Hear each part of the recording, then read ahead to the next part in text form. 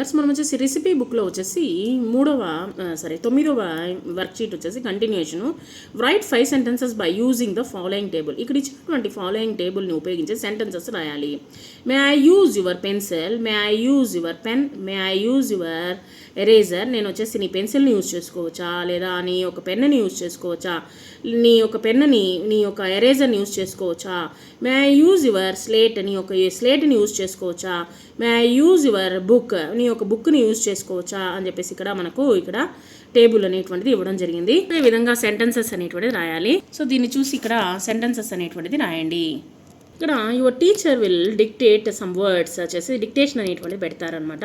ఇచ్చినటువంటి dictation words ఏంటనేది చూద్దాము. ఫస్ట్ పారాగ్రాఫ్లో వచ్చేసి ఇక్కడ small hotel, SMALL small hotel, HOTEL hotel, everyone EVERYONE everyone, quite QUITE quite, worried WORRIED worried, order ORDER order, unfortunately UNFORTUNATELY unfortunately, visited VISITED visited, tasty TASTY tasty, supplied SUPPLIED supplied, party PARTY party,